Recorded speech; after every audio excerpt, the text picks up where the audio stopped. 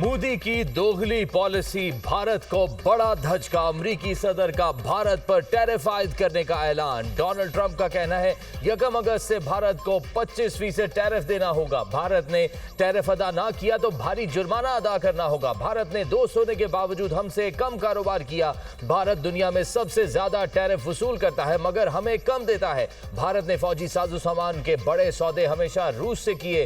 भारत चीन के साथ साथ रूस से तवानाई का सबसे बड़ा खरीदार है। भारत की तिजारती रुकावटें भी सख्त तरीन और नापसंदीदा हैं। टैरिफ आयद होने पर भारतीय मीडिया पर सफ़े मातम भिज गया। अमेरिका भारत से 14.26% टैरिफ ले रहा था। मुसल्लह अफवाज की पेशावराना महारत से भारत के खिलाफ जंग में तारीखी फतह मिली। पाक फौज की दलेरी महारत से दुनिया दंग रह गई। पाकिस्तान को दुश्मन के खिलाफ जंग जीतने पर इज्जत मिली। फील्ड मार्शल आसिम मुनीर ने फ्रंट से लीड किया। एयरफोर्स ने भी कमाल कर दिया। भारत को जिस तरह शिकस्त हुई आज तक तज़किरा हो रहा है। पूरी कौम ने मुत्तहिद होकर दुश्मन का मुकाबला किया। सिक्योरिटी फोर्सेस दहशतगर्दी के खिलाफ जंग में बड़ी कुर्बानियां दे रही हैं। वजीर आजम शहबाज शरीफ का वफाकी काबीना इजलास में इजहार ख्याल, कहते हैं गजा में जुल्म सितम की तारीख की मिसाल नहीं मिलती। गजा में बच्चों की हालत देखी नहीं जाती। गजा में जारी मुजालिम की जितनी मजम्मत की जाए कम है। मुल्क में शदीद बारिशों से बहुत नुकसान हुआ। कीमती जानें जाया हुई। काबीना इजलास में दहशतगर्दी वाकयात में शहीद होने वालों के दर्जात की बुलंदी के लिए दुआ की गई।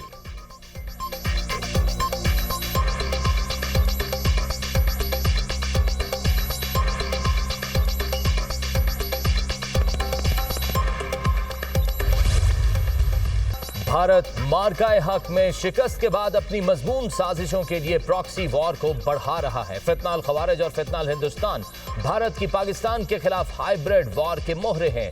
इन प्रॉक्सीज का अंजाम भी वही होगा जो मार्काए हक में हुआ। पाकिस्तान इलाकाई अमन के लिए पुरआज़्म मगर हर खतरे का भरपूर जवाब देने के लिए तैयार है। दहशतगर्द किसी मजहब, कौम या फिरके के नुमाइंदे नहीं। दहशतगर्दी के खिलाफ कौमी सतह पर यकजहती नागुज़ीर है।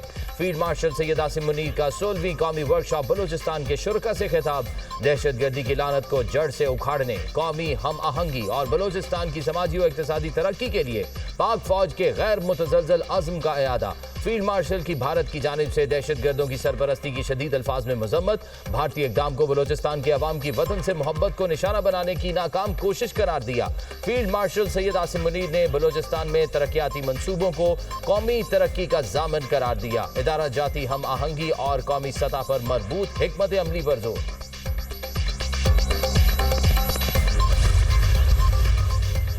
पाकिस्तान ने ऑपरेशन सिंदूर पर भारतीय रहनुमाओं के बेबुनियाद और इश्तियाल अंगेज बयानात मुस्तरद कर दिए। भारतीय अवाम को गुमराह करने के बजाय लीडर्स अपनी मुसल्लह अफवाज के नुकसानात को तस्लीम करें।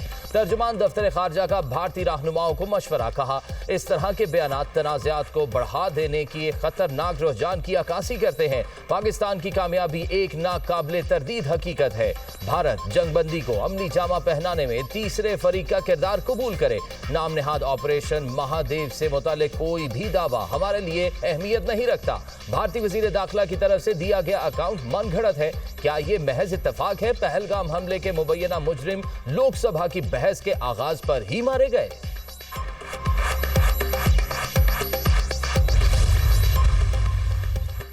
नरेंद्र मोदी की लोकसभा में तकरीर झूठ का पलंदा करार। मोदी की तकरीर भारतीय अवाम, मीडिया और ऑपोजिशन ने मुस्तरद कर दी। पाकिस्तान के मार्काए हक ने भारत का चेहरा बेनकाब कर दिया है। मोदी की 2 घंटे तवील तकरीर नई उलझनों और सवालात को जन्म दे रही है। झूठ का चाय खाना ज्यादा देर नहीं चलता। सेनेटर इरफान सिद्दीकी का भारतीय बयानिए को करारा जवाब।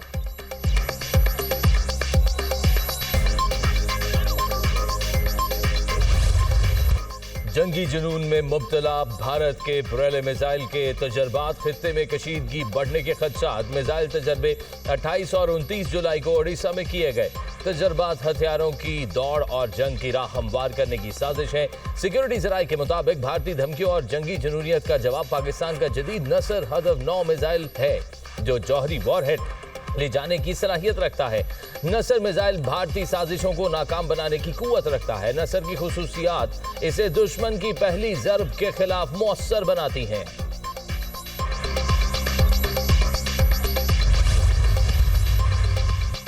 वजीर आजम की जेर सदारत वफाकी काबीना का इजलास, मुल्क की मुआशी और सियासी सूरत हाल का जायजा। वफाकी काबीना ने हज पॉलिसी 2026 की मंजूरी दे दी। सरकारी कोटा 70 और प्राइवेट कोटा 30% मुकर्रर। कौमी मसनूई जहानत पॉलिसी की भी मंजूरी। खलीजी मुल्कों के साथ आजाद तजारती मुआहदे पर दस्तखत की मंजूरी। काबीना ने निष्कारी कमेटी के फैसलों की तौसीक कर दी। वजीर आजम से वर्ल्ड इकनॉमिक फोरम की मैनेजिंग डायरेक्टर सादिया जाहिदी की मुलाकात। वजीर आजम का वर्ल्ड इकनॉमिक फोरम के साथ पाकिस्तान की मजबूत और देरीना शराकत दारी का इयादा। मुआशी बहाली से मुतालिक भी सादिया जाहिदी को आगाह किया। वजीर आजम का इक्तिसादी डिजिटाइजेशन के शोबों में ताउन के लिए दिलचस्पी का इजहार। सादिया जाहिदी ने मुस्बत मुआशी पेशरफ और हुकूमती इस्लाहात को सराहा।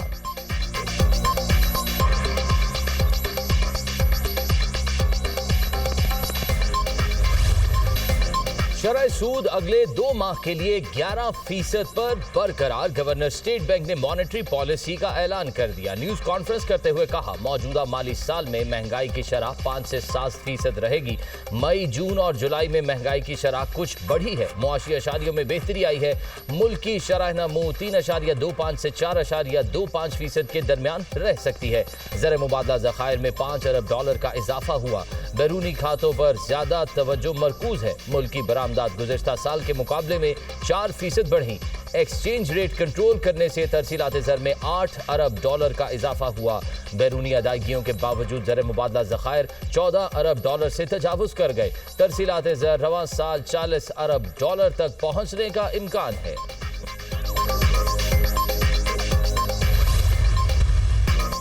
दुश्मन मुल्क नहीं चाहते पाकिस्तान में अमन हो। दहशतगर्दी के ताने बाने दुश्मन मुल्कों से मिलते हैं। तरक्की की राह में बड़ी रुकावट दहशतगर्दी है। हुकूमत, अवाम और इदारों ने मिलकर अमन कायम करना है। हम दहशतगर्दी का खात्मा चाहते हैं। बदकिस्मती से जम इस्लाम में अमन कायम नहीं हो सका। खैबर बाजोड़ और वजीरिस्तान में बदअमनी अफसोसनाक है। अमन दुश्मनों के खिलाफ ऑपरेशन अवाम को एतमाद में लेकर किया जाए। अली अमीन गंडापुर की गुफ्तगू। कहा, हालिया बदअमनी में सबसे ज्यादा नुकसान अवाम का हो रहा है। कबायली मुशरान से मिलकर जामे लाहे अमल तय किया जाए। वज़ीर आला खैबर पख्तूनख्वा की ज़ेर सदारत एपिक्स कमेटी का इजलास। जम इस्लाम में अमन अमान की सूरत हाल का तफसीली जायजा। दहशतगर्दी के खिलाफ मिलकर कोशिशें जारी रखने के आज़म का इजहार। अली अमीन गंडापुर ने 2 और 4 अगस्त को मुशावरत के लिए अहम जिरगे तलब कर लिए।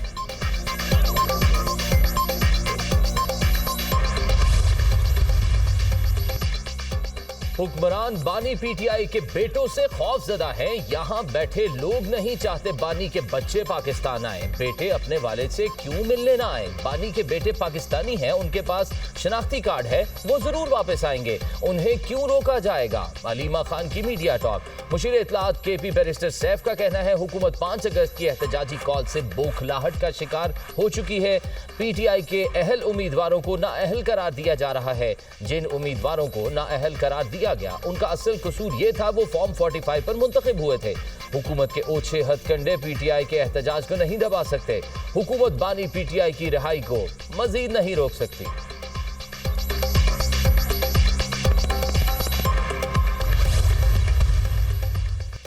फुप्पो की ख्वाहिश पूरी ना हो सकी, भतीजे पाकिस्तान नहीं आ रहे। साबिक भावज ने अपने बच्चों को पाकिस्तान जाने से रोक दिया। जब महात्मा के अपने बच्चे एहतजाज में शामिल नहीं होंगे तो इनकलाब कैसे आना था? 5 अगस्त का एहतजाज आगाज से कबल ही फ्लॉप शो हो गया। वजीर इत्तलात पंजाब उस्मा बुखारी का बयान। कहा, पीटीआई की मौजूदा क़यादत भी एहतजाज की हामी नहीं। खैबर पख्तूनख्वा के बल्दियाती इदारों में 354 अरब की माली बेज़ाब्तियां चार्जशीट है।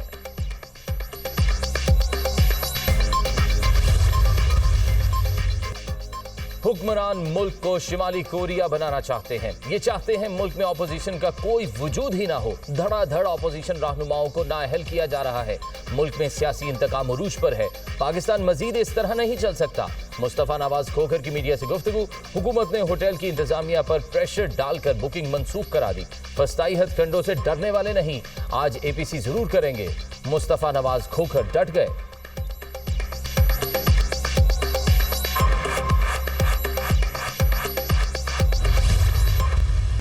मानसून बारिशों का एक और तूफानी स्पेल। एबटाबाद समेत दीगर इजला में जमकर बारिश। मुतअद्दिद शाहराहों पर लैंडस्लाइडिंग। अशगर में सैलाबी सूरत हाल से बड़े पैमाने पर तबाही। बरसाती नाले में तुगयानी से वाटर चैनल्स और राब्ता सड़कें बह गई। हिफाजती बंद और फसलें भी सैलाबी रेलों की नजर। शक्करगढ़ में तूफानी बारिश, नालाबई में सैलाबी सूरत हाल, दर्जनों घर ज़ेरे आब आ गए। पंजाब में बारिशों का अलर्ट जारी। लाहौर, रावलपिंडी और गुजरावाला में शदीद बारिशों के बाइस अर्बन फ्लडिंग का खदशा। कसूर, शेखुपुरा, जेहलम, गुजरात और सियालकोट में शदीद बारिश मुतवक्के। सतलज में गंडा सिंह के मकाम पर पानी के बहाव में इजाफे का इम्कान। लिया में सैलाबी रेलों से तबाही, दर्जनों देहात ज़ेरे आब। हजारों एकड़ पर खड़ी फसलों को नुकसान। एबटाबाद में बारिश के बायस मकान की छत गिरने से 2 बच्चियां दम तोड़ गई। मानसून बारिशों के दौरान जाम बहक अफराद की तादाद 289 हो गई। मरने वालों में 136 बच्चे, 102 मर्द, 51 खवातीन शामिल। पंजाब में 158, खैबर पख्तूनख्वा 64, सिंध में 28 अमवात, बलूचिस्तान में 20, जीबी में 9, आज़ाद कश्मीर 2, इस्लामाबाद में 8 अफराद लुकमाए अजल बने। NDM में की तफसीलात जारी।